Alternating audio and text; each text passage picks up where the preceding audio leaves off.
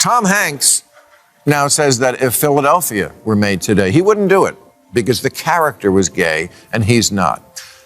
Well, besides the fact that this would force all gay actors to reveal their sexuality, even if they didn't want to, great actors, which Tom is one, try hard to keep their private lives private so we don't think of their real lives when we see them in a movie that attempts to transport us into a different world. Could you really look at this actress now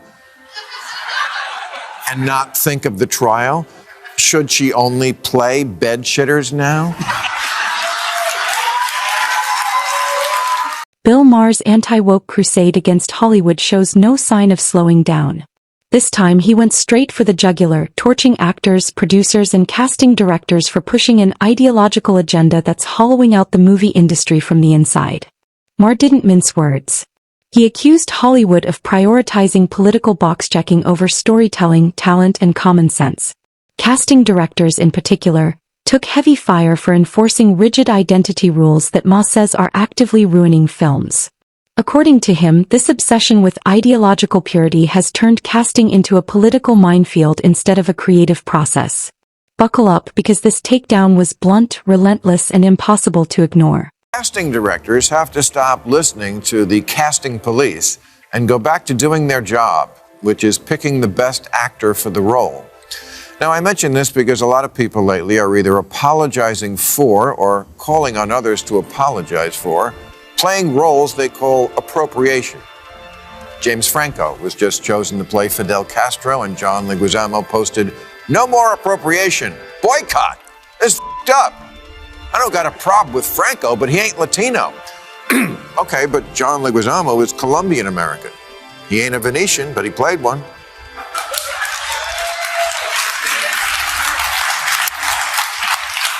He ain't a French little person or an Italian plumber, but he played them too, because he's... One of Maher's main targets was actor John Leguizamo, who has fully embraced the woke talking points while criticizing casting practices that ironically helped build his entire career. Leguizamo made his name by playing a wide range of characters, often stepping outside strict ethnic or cultural boundaries. Maher highlighted the glaring hypocrisy. If casting directors had followed today's woke rules decades ago and limited Leguizamo to only Colombian roles, his career would have been drastically smaller. That contradiction didn't escape Maher's notice. He pointed out how selective outrage like this exposes the emptiness of Hollywood's moral posturing. Talent once mattered. Now, ideological purity tests seem to matter more, even when they contradict lived reality. Appropriating sounds like an unforgivable sin until you remember that's what acting is. That's why acting jobs are called roles. Sean Penn won an Oscar for playing gay civil rights martyr Harvey Milk. At the time, it was considered a courageous act of solidarity for a straight male movie star to play a homosexual. Now it's the opposite. Eddie Redmayne played a transgender woman in The Danish Girl, but now calls that a mistake, because many people don't have a chair at the table. Well, actually, in movies now, they do. And what does it have to do with you playing trans? Does it then work the other way? Can trans actors only play trans characters? Because that's not going to be a good deal for them. Maher argued that limiting acting roles based on gender, ethnicity, nationality, or politics fundamentally undermines the art of acting itself. At its core, acting is about transformation. It's about stepping into someone else's life and making it believable. When casting is restricted by rigid identity rules, creativity suffers. Stories lose depth. Performances feel constrained. Audiences notice when characters feel artificial or forced. The power of cinema has always come from its ability to surprise and challenge expectations. When ideology replaces imagination, movies become predictable, flat, and forgettable. According to Maher, the real losers aren't just actors. It's the audience, left with films that entertain less and inspire even less. Isn't the best acting always about making us feel our common humanity beyond separate identities? A black George Washington in Hamilton, of course.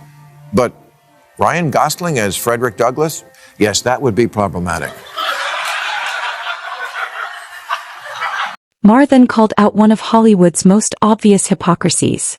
In today's climate, certain actors are celebrated for crossing identity boundaries, while others are attacked for doing the exact same thing.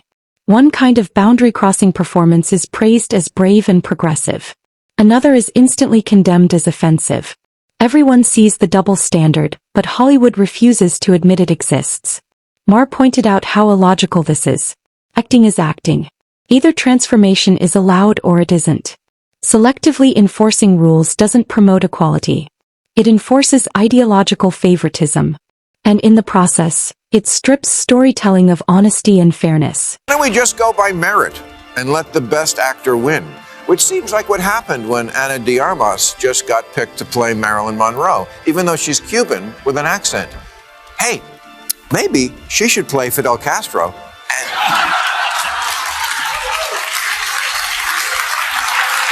And James Franco can play Marilyn Monroe, and then we can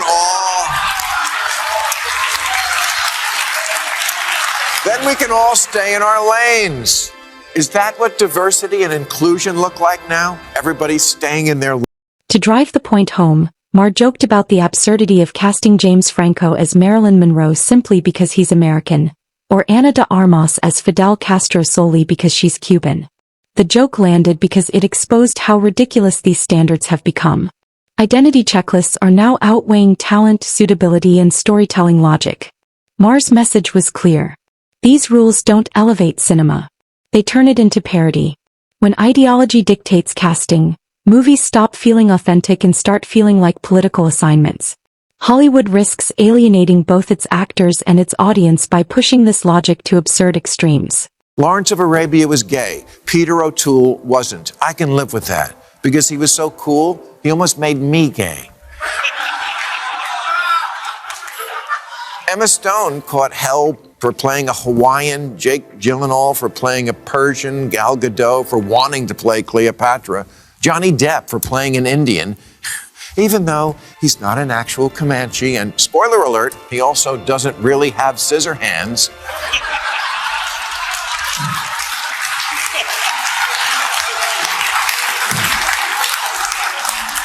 And he's not actually a drunken pirate. Okay, bad example. Maher emphasized a basic truth that seems lost in modern Hollywood. Actors are paid to play people who are not themselves. That's the job. An actor's real-life politics, background, or identity should not determine what roles they're allowed to portray. Acting is about imagination and immersion. When the industry imposes identity restrictions, it reduces the craft to a checklist exercise. According to Maher, this mindset misunderstands acting at a fundamental level. The flexibility to embody different lives is what makes performances compelling. Remove that flexibility and the art form becomes hollow and mechanical. Tom Hanks now says that if Philadelphia were made today, he wouldn't do it because the character was gay and he's not. Well, besides the fact that this would force all gay actors to reveal their sexuality, even if they didn't want to, great actors, which Tom is one, try hard to keep their private lives private so we don't think of their real lives when we see them in a movie that attempts to transport us into a different world. Could you really look at this actress now and not think of the trial? Should she only play bedshitters now? Another point Maher raised was the erosion of mystery around actors. He argued that performers were once larger than life because audiences didn't know every detail about their private beliefs or identities. Today, many actors broadcast their personal lives nonstop. Sexuality, politics, ideology, all of it becomes part of their public brand. Maher believes this oversharing hurts the art. When viewers can't separate the actor from their real-world persona, immersion disappears. Roles become harder to accept. Casting becomes more constrained. By turning personal identity into a public statement, actors unintentionally box themselves in and invite ideological policing. Daniel Day-Lewis really like? I haven't a clue, which is why he's so great. Because when he plays Lincoln, I only see Lincoln. I don't think, well, there's a British heterosexual. But Hanks says, I don't think people would accept the inauthenticity of a straight guy playing a gay guy because, quote, we're beyond that now. Don't get him started on bosom buddies. I mean, really? Does Forrest Gump get thrown under the bus too because Tom isn't really mentally challenged? And as far as we're beyond that, no, that implies progress. This is the opposite. This is regression. And it's... Maher pushed back hard against claims that this trend represents progress. He argued it's actually regression. Hollywood is drifting back toward an era where actors were excluded from roles for reasons unrelated to talent. What's being sold as inclusion is really exclusion under a new name. Instead of expanding opportunity, the industry is enforcing new barriers. Maher warned that this so-called moral advancement is undoing decades of artistic freedom. Creativity is being replaced with ideological scorekeeping. Talent is being sidelined for political compliance. And the industry is more divided than ever. And it is, frankly, typical of so much wokeness that doesn't build on liberalism. It undoes it. Empathy, putting yourself in someone else's place so you can understand them better, used to be the very heart of liberalism. Now it's considered offensive because don't even try to put yourself in my shoes because you could never know. What a bunch of that always was. Of course, no one can ever know exactly what another person's struggle is, but we try. Black Like Me was a 1950s book about a white man who darkened his skin and went out into society because he wanted to understand what his black brothers and sisters were up against. Today, all the woke mob would see about that was a guy who did blackface. Maher also pointed out the impossible standards imposed by the woke mindset. Once someone fully buys into it, there's no way to satisfy it. The rules constantly change. The outrage never stops. People ignore certain issues, they're condemned. If they acknowledge them, they're accused of overstepping or virtue signaling. It's a no-win cycle where good faith is punished and disagreement is treated as moral failure. According to Maher, this mentality doesn't solve problems. It shuts down conversation, fuels resentment, and deepens division. Bradley is, sadly, a Gentile. And that's the new sin in Hollywood, being a non-Jewish actor portraying a Jew. Because that's always been the problem in Hollywood, not enough Jews.